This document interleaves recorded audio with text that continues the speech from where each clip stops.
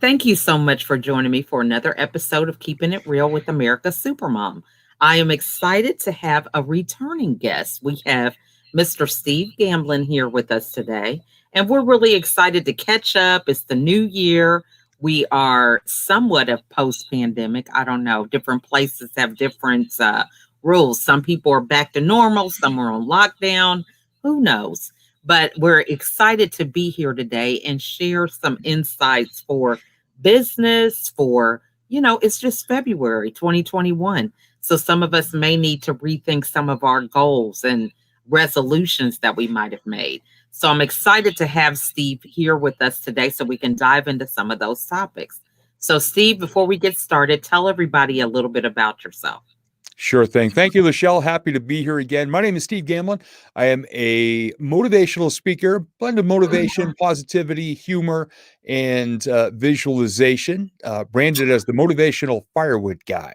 So I've been doing this about 17 years, and I absolutely love having conversations like this to deliver value to your audience. So thank you so much for having me back. Yes. So, let's start with the motivational firewood guy. I love that tagline. And for those of in the audience that don't know you, talk to them about how that came about. It actually came about in my first or second year as a speaker. Of course, coming out of the gate, I'm thinking, I want to motivate people. And, you got that childlike wonder and innocence about you. And I went to a National Speakers Association meeting up in the Boston area.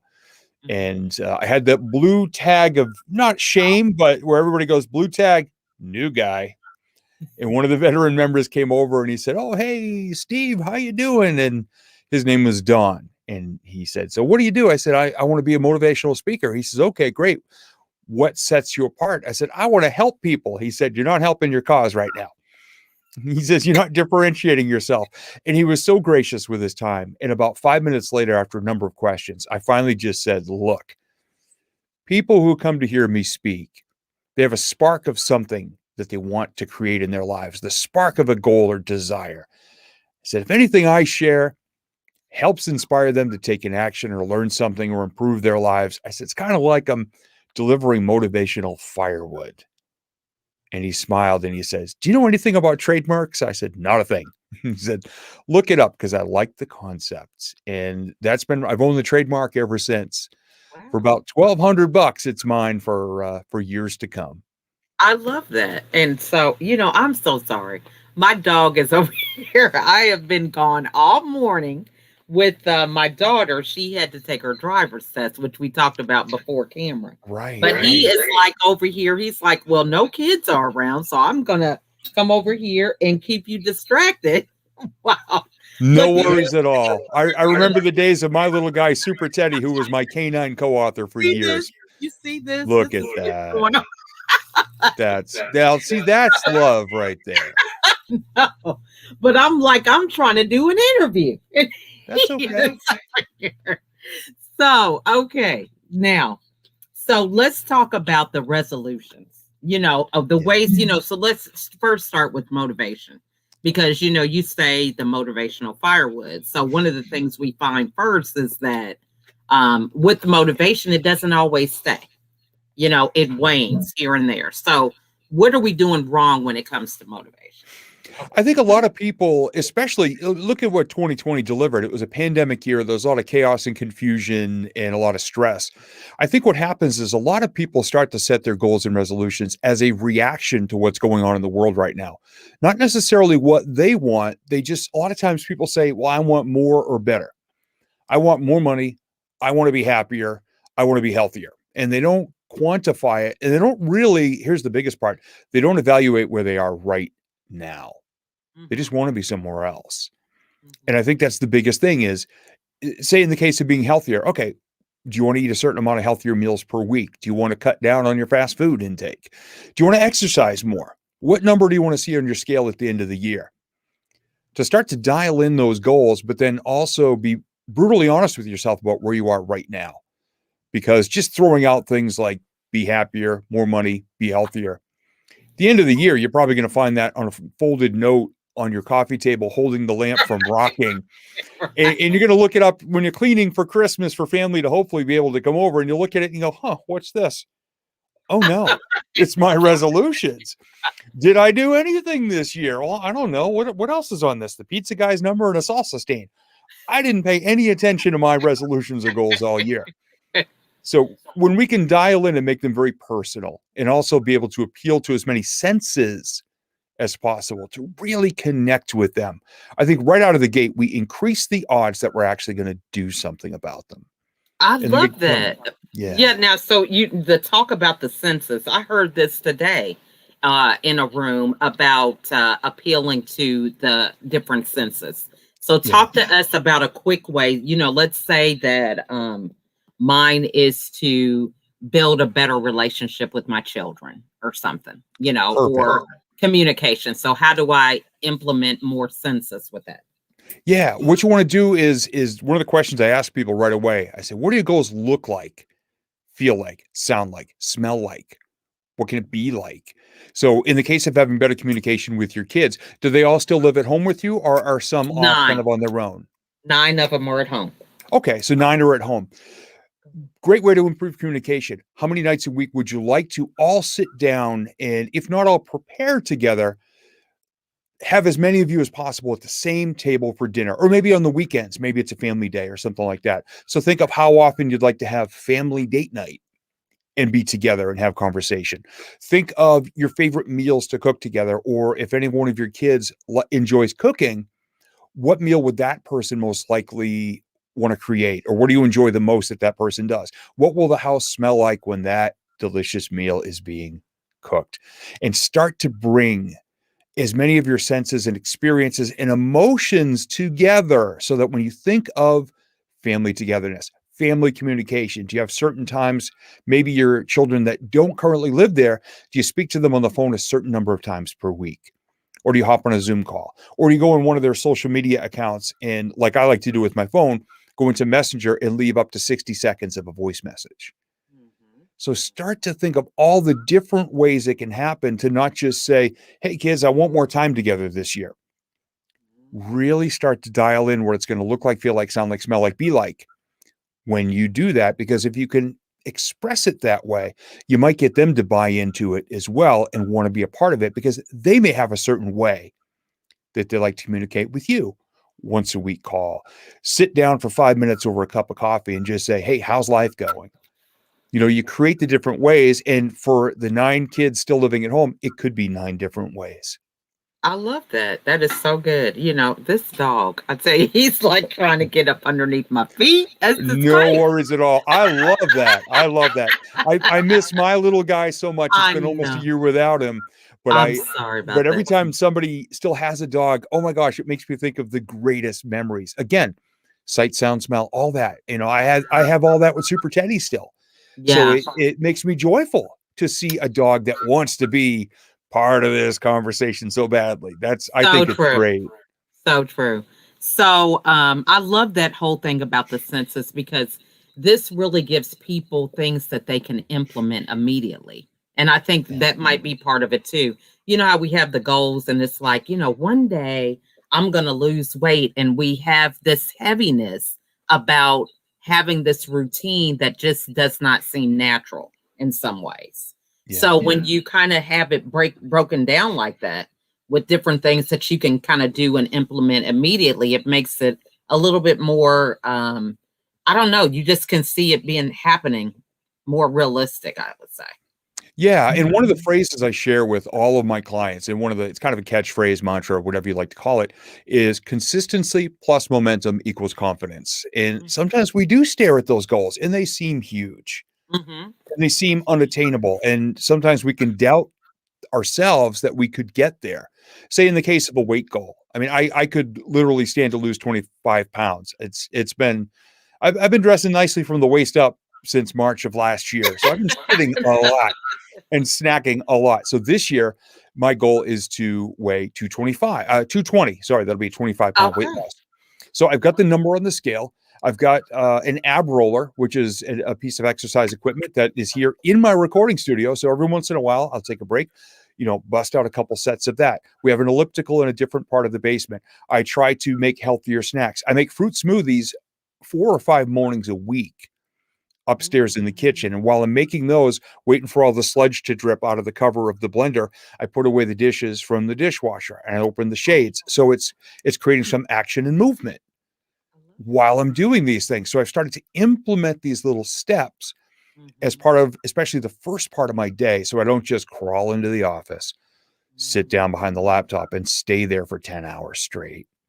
Love So that. trying to just incorporate movement, it's kind of like an old wooden roller coaster. You know, you get in at the bottom, your goal is to get over the top, Mm-hmm. but you have to go click, click, click, click, click. Mm-hmm. There's no super secret formula. You can't cheat your way to the top. You have to put in every bit of work and every little tiny step to get over the top to enjoy the momentum of a ride you couldn't stop if you tried. And I encourage everybody, you achieve a goal, you celebrate it.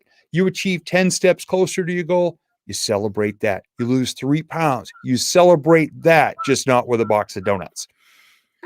You celebrate the momentum along the way. Cheer yourself on, surround yourself with people who will do the same and do that for each other. And you'd be amazed at how much momentum can be created when you look at it from that way and not just waiting till the end because you don't want to celebrate early. I love that. Yeah. Yeah. Now I like the way how you mentioned the practicality of it all, because I think that's really something to remember too when it comes to coming up with these resolutions or goals, aspirations, at any point that we decide to make them. So one question I would ask, is it wrong for us to kind of publicly, tell people, because sometimes, there's that heaviness that goes along with, let's say, a weight loss journey. Okay, Scrappy, that's enough. Okay, a weight loss journey where it's like, oh, I really need to lose this weight. I want to start off this year differently. When is it the right time to tell so that you have that accountability? And when should we keep it quiet? Or does it matter? Actually, I believe it does matter. And I think we have to be very careful about who we share our goals with. We need to be very selective. There are people who I work with as vision board clients who won't even tell their family their goals. They'll share it with me and they'll share it with our online community of Mm-hmm. membership. But the people around them, and I always tell people, I said, look, even if you have to be under the same roof or work with these negative people, you got to see them with your eyes, hear them with your ears. Do your best to let them crawl into your mind and your heart. Mm-hmm. And sometimes we have to intentionally not say things to certain people around us because they're just going to put them down, ask, why do you want to do this? These are the same people who complain on the way up the first hill of the roller coaster how rough and bumpy and bruise inducing and scary the ride is going to be. Like they just talk down about everything. Mm-hmm. And we have those people around us. Sometimes we can get away from them physically, sometimes we can't. Mm-hmm. So I caution people to not just stay isolated, but to find people who will have your back, who might be in similar situations, and you become accountability partners, Mm-hmm. cheer on partners. To not just go out there and throw publicly your goals, because especially in social media, we know what happens in social media. There's a Right. certain percentage of the population that is out there to do nothing but tear everything down. Mm-hmm. And especially when people are first getting started, sometimes that negativity pulls you back into your shell and you're almost afraid to get out there and you start to let those doubts creep in and you listen to other people's voices over your own Right. convincing you can't do it. So I just encourage people to be selective, especially at first, about who they share them with. And if you're listening to this right now and you have nobody in your life to share them with, reach out to me or reach out to Lachelle. We got your back. We're Love that. I love jumping up and down in this recording studio, which I do often after calls from my clients, celebrating their Mhm. successes. And I literally, I've laughed with them. I've cried with them. Mostly I jump up and down and cheer them on. I love that because, there is that element where, you have a dream, but it's just in your head until you make it real by actually saying it. So I think there is so much importance to actually saying it so that it becomes real to you. That's part of the process. So Yeah. I think that's great to have the right people to connect with something like that because it is, in the beginning, totally, not evident. You might have a dream that, hey, I'm going to get married this year. And at that time, you don't even have a mate, nobody that you're dating or anything. So everything starts from nothing, so to speak. And you have to go on that journey to acquire whatever it is that you're searching or reaching for. So I think Yeah. that's great. Hmm. Yeah. And a Now, lot of times we have to become the person that we're going to need to be to achieve something, and what a great example of I'm going to get married this year. hmm In the early 2000s, very early, I went through divorce right around the time my radio career ended. And I was just just in the ashes hmm of it all. I blew my life up at age 35, just out of sheer frustration and burnout. yeah. And a couple of years later, I spent a couple of years really working on myself. I said, okay, hmm in my next perfect relationship, I want to be a better communicator. I want to be more open with my feelings. I want to contribute more to the relationship, communication wise, and just affection and everything. hmm And in 2007, I kind of declared to myself, okay, this is the year I'm going to meet her. hmm I'd already done so much work on myself, and I felt that I was the perfect partner who would attract the type of partner I wanted to be in a relationship with. And it all happened more crazily and strangely and oddly and beautifully than I ever could have imagined. But it wouldn't have happened if I didn't put myself in the right place to see the opportunity and to welcome it and to give myself 100%. Mm. No holds barred, no doubts. 100% authentic and vulnerable and real. And we celebrate our 14th anniversary this June. Wow, that's amazing. Now, I love that you bring that up because, you know, we're at this juncture where we look at 2020 and it was just like a curveball for everybody.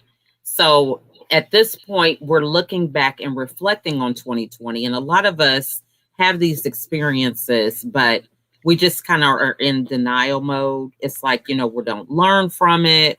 We don't think about the lessons, the blessings that came out of such an experience. So when you talk about a divorce and now you have a marriage and you're celebrating another anniversary, what was it that you had to do, or the mindset shift that had to take place in order to prepare yourself? Because, we're at this point now, many people are changing industries, and they're starting off fresh with new businesses and things of that nature. But how do we add in the experience and wisdom that we got from this experience so that we can be better in the new thing that we're doing? Does that question make sense? Oh, 100% sense. Mm-hmm. Yeah, most definitely. A habit that I developed about 9.5 years ago, thanks to a friend of mine who is a speaker who I went to go see one day, Mm-hmm. is to think of what you're grateful for every single day. And I write in a gratitude journal. I choose to do it first thing in the morning. And what I do is I think of my three favorite moments from the previous day. And it's very different from when I ask people, what are you grateful for? And they say, oh, my house, my family, and my job. And I'll see them 10 days later and I go, what are you grateful for? And they said, my house, my family, my job. I already told you. Like, well, you don't sound as grateful today as you did 10 days ago. So what I do is every day I identify 3 moments that I was grateful for, 3 interactions with somebody, maybe a new story or idea. Or in the case of tomorrow morning, I was on Lachelle's radio show again. I was grateful for this. Mm-hmm. And even in the pandemic, even in a year that saw one of my businesses completely dissolve and the other one take a big wrecking ball for a while, Mm-hmm. I wrote down over 1,000 moments I was grateful for last year. 3 per day for more than 300 of the days. I miss one here and there. Mm-hmm. But at the end of the year, I saw someone on social media say, what 3 words describe 2020 for you? And I saw about 25 or 30 people in a row doing some variation on the words total crap storm. And I typed in learned new ways. I learned new ways to deliver myself virtually.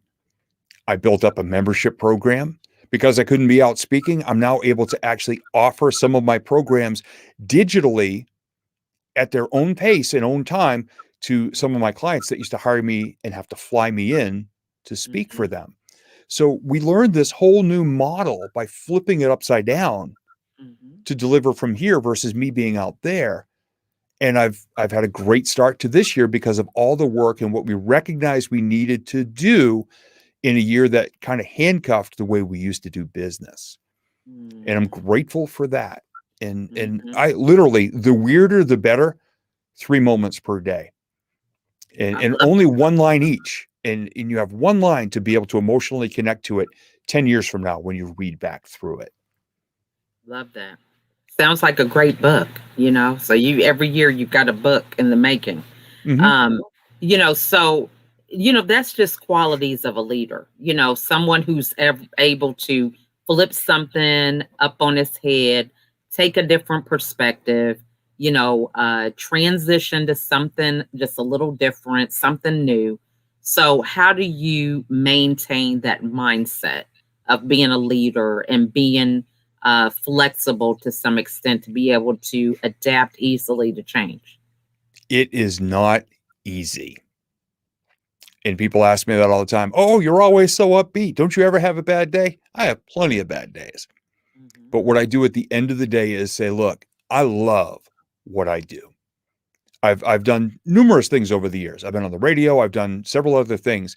This is what I love to do most. So every day I just ask myself if I'm feeling stuck or in a rut or in a funk, Mhm. what can I do to get out of this? And sometimes it's creating a new speech or a new stage story or a new article or a video or a radio show.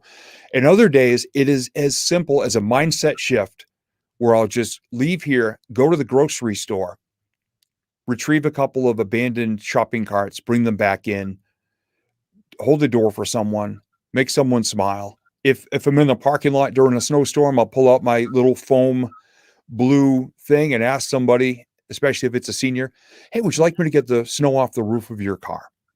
Mm. Every single time that I leave here and commit at least one act of kindness, or as my grandfather taught me, he never said it, but he lived it, leave at least one situation better than you found it. Wow. Every time I come back, I'm better and I I'm in a love better that. place. Yeah. Yeah. I love that. And just being useful, an act of service, just refilling your own cup. Yeah. Now talk to us about keeping that in line because, I was like way on the wrong extreme. For 13 years, I was in depression, just like throwing myself at the feet of everybody trying to do these acts of service. But I just didn't have the harmony of looking towards myself. So, when you do have those moments, how are you making sure that you're not going too far left or right? I was joking actually earlier today with one of my members of my tribe, the group that I run with. And I said, look, if self deprecation was an Olympic event, I would have more medals and trophies than Tom Brady has. Because for many years, I was a chronic people pleaser, like trying to just do stuff for other people, but never let my cup get refilled or never felt I deserved it. Mhm, And some real touches of some very down times that mhm, would concern me if they ever happened again. But mhm. what I started to realize one day was the more I can look in the mirror and at least, even if I don't say, I love you, I love you, I love you. There are days I just looked at myself in the mirror. And even now, and I look down and I go, well, at least your socks match. That's something for today. But to find something I admired or at least respected or said, you're good at this by looking in my mirror every day and at least finding that shred even Mhm, of self-worth. And mhm, if I could at least cling to that, it actually makes me better when I go out to do an act of kindness or to reach out to a shelter mhm. and say, hey, do you accept home baked goods? Because this past year I did not have a lot of cash to give, but I could make a batch of warm cookies Aw, that's and bring them to a shelter mhm. and know, because one of the directors said this to me flat out one day. He said, Steve, we are so appreciative of everything we get, but I'm going to tell you this. There's a big difference when a homeless person comes in off the street to keep from freezing to death and bites into a warm homemade uh, oatmeal raisin cookie versus a 3-day old cold Entenmann's that they had to break out of the pan. They said there's a big difference. So please know, you may come in and say, I only have cookies, but somebody else will come in and enjoy one and know that somebody loves them today. Mhm. So for something as simple as a batch of cookies, now I look in the mirror and say, what can I do today? And there's one particular shelter where it's almost like it's a mob family because I have nicknames for everybody. And it Mhm. sounds like a mafia family. I have Director Mary, I have Inside Guy Danny, I got Tall Chris, we got Chef, Hooded Coat Mike, and Jimmy the Mop Guy. That's how I remember all their names. And each one has their favorite snack. So That's it's become this amazing thing. Like if Tall Chris is there, he'll say, "Hey man, I'm diabetic. Is there anything you could make without sugar?" And I found some recipes just for Tall Chris. And you know what? Every time I do something so small, it refreshes my heart so much because I appreciate what I've got. yeah. And I appreciate how much they appreciate such simple things. And they teach me so much about that. So I look in my mirror and say, all right, your socks match, and you can bake a pretty mean batch of cookies. I love that. I love that. This is a tribute to the animals today because this dog is not leaving here. So this is I love it. so funny. It's like, hey, America's super mom with the super dog. Okay. Yeah. My brand just keeps on expanding. Okay. I thought I was just dealing with kids. Now it's animals. Well, we had that same situation a number of years ago because in one of my books, I wrote 3 quotes from Super Teddy and I just stuck them at the end as a joke. What's Right. the first thing people say? When's Super Teddy going to have his own book? Those were our favorite quotes. Never mind, I did all the work. Isn't Super that Teddy, he became, I always said, I know I do all the work and he's adorable. So it was actually a great right? match for 11 I'm like, years. Yeah. this may go viral, and we dealing with a dog in the Yeah. background. Yeah. Hey, Stranger Things, right? Stranger Things. So, tell the audience the best way to get a hold of you. Sure thing. They can find me at motivationalfirewood.com. Nice and easy. Everything I do is there, the webinar, the vision board stuff. We have weekly group coaching, which people really are starting to enjoy because it's not a set it and forget it. I show up every week for a half hour on a Monday night and just kick around whatever they want to talk about. Awesome. Good stuff.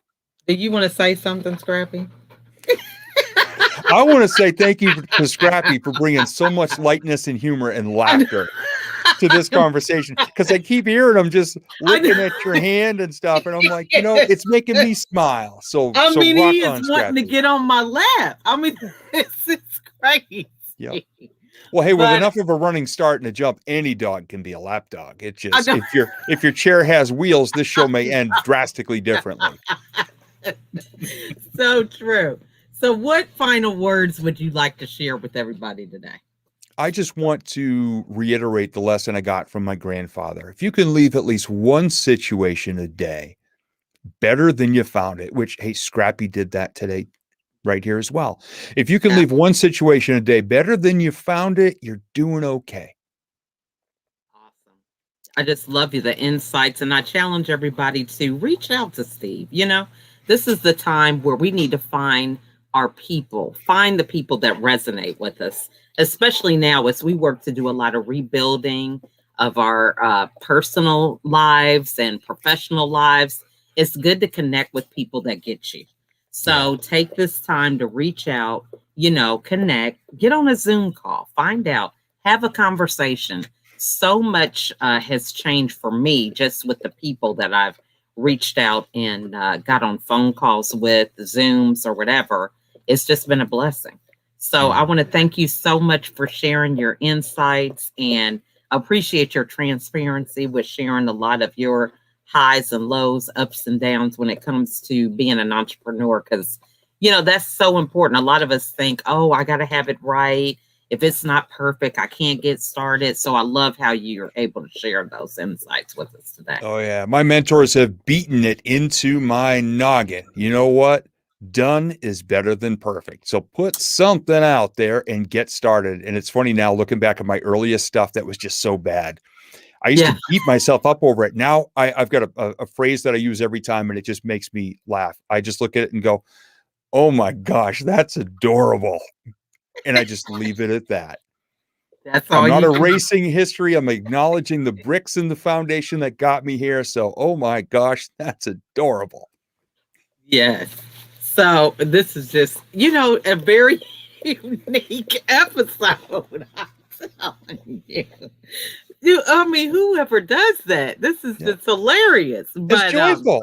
I It's know, joyful. Of course, now you have to put them in the credits at the end of the show. You I know, know. I'm like, yep, I got to rename the episode. But yep. thank you so much, Steve, for joining us today.